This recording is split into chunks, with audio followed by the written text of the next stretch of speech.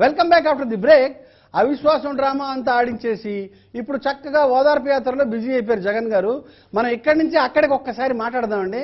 ఎక్కడో పుట్టాడు, ఎక్కడో పెరిగాడు, మన ఊరికి వచ్చాడు, మన వాడైపోయాడు.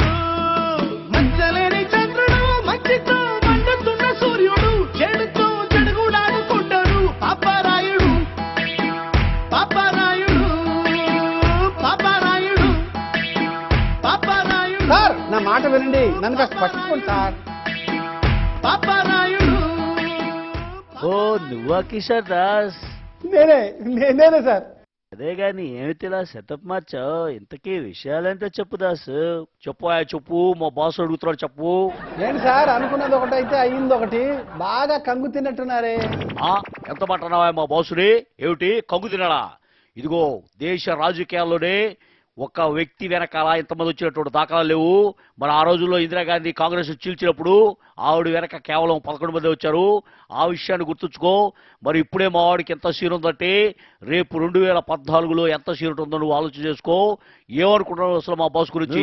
అగంబతి నే మాట్లాడుతున్నాగా, నువ్వు అగంబతి అగు. లేదు బాస్, మీకు తెలీదు. మీకు ఫ్లవర్ కి లీఫ్ కి తేడా తెలీదు. ఈయన సంగతి నేనే చూసుకుంటా. మీరు ఆగండి, మీరు ఒక్క నిమిషం ఆగండి. అది కాదు అసలు నువ్వేమనుకుంటావు?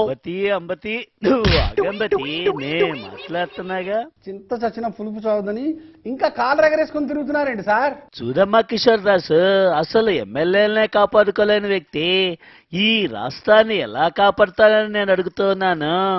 అయినా ఏ ఒక్క ఎమ్మెల్యే పైన నా ప్రెజర్ లేనేలేదు. స్వచ్ఛందంగానే ఈ ప్రభుత్వం పెట్టే కష్టాలను ఎదుర్కోవడానికి దమ్మున్న వాళ్ళనే ముందుకు రమ్మన్నాను. ఆ గట్స్ ఉన్న వాళ్ళనే నా వెంట రమ్మన్నాను. అసలు చాలా మందే నా వెంట రావాలనుకున్నారు. గతంలో నేను చెప్పినట్టుగా 154 మంది ఎమ్మెల్యేలున్నా వాళ్ళందరి మనసులో నాన్నగారున్నా, వాళ్ళందరి ఊహల్లో నేనున్నా. కుర్తిలా కాంగ్రెస్ రాజకీయంతో వెనకంజ వేసి గత్యంతరం లేక అలా ఉన్నారు. కానీ నిజానికి నువ్వు రాబోయే రోజుల్లో చూడు దాసు, గుంపులుగా గోడలు దూకి మరీ వస్తారు. కట్టలుగా కలిసి వస్తారు. అప్పుడు చూపిస్తాను ఈ జగన్మోహన్ రెడ్డి తడాక ఏంటో. అలాగే బాస్, ఇదిగో ఇలా లేపి ఇట్లా కొట్టాలి. నువ్వు అగరా నాయనా. అయినా మీరు అవిశ్వాసం డ్రామా ఆపేస్తుంటే బాగుండేది సార్. మీ వెనక చాలా బలం ఉందనే భ్రమలో మేము ఉండేవాళ్ళం. ఏమిటేమిటి ఎంత మాట నా మా బాసుని? ఇదిగో అలా అన్క్లియర్ గా మా బాసు ఇప్పుడు కూడా ఉండడు. ఏదైనా సరే క్లియర్ కట్గా ఉండేటోడు మనిషి. మా బాసు వెనక అంతమంది ఉన్నారు ఇంతమంది ఉన్నారని చెప్పి మీరు అపోహలో ఉండద్దు. క్లియర్ కట్ ఫిగర్ ఇచ్చారు మీకు. అసలు ఒక రకంగా చెప్పాలంటే అసలు నన్ను అడిగితే స్పష్టతకి మరో పేరు, క్లారిటీకి ఇంకో పేరు, మరో దానికి మరో పేరు. ఆ రకంగా చూస్తే ఎటువంటి పరిస్థితుల్లో కూడా మనం తిప్పని మనిషి. తిప్పడంటే తిప్పడు, ఎంత తిప్పమన్నా తిప్పడు, వెనక తిప్పమన్నా తిప్పడు, ముందుకు తిప్పమన్నా తిప్పడు.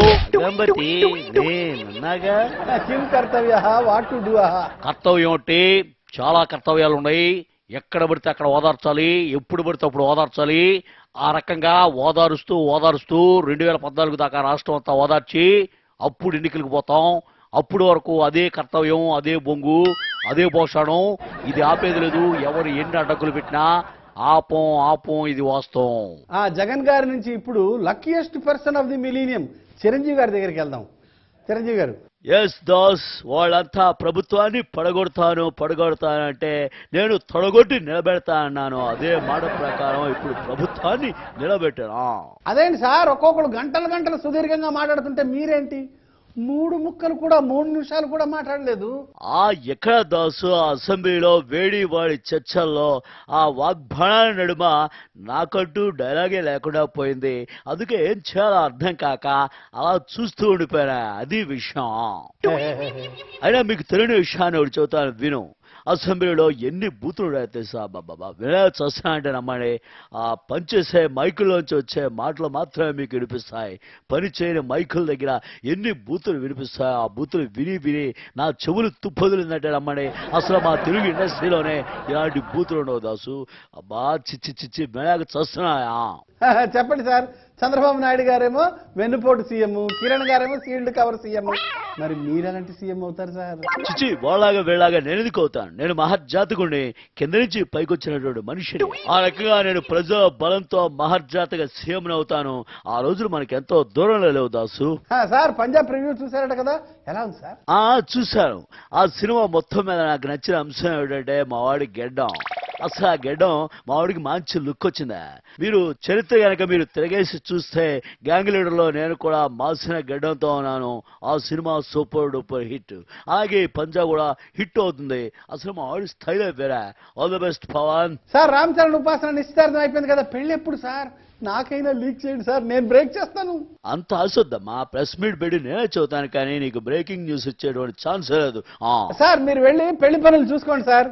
చూడు దాసు, మరీ అంత బడాయొద్దు. ఏం చేయాలో మాకు తెలుసు. అవేం పెళ్లి ఏర్పడే ఎంతవరకు వచ్చాయి, నేను కూడా వస్తున్నా. బై ది వే, अब लेंगे एक छोटा सा ब्रेक.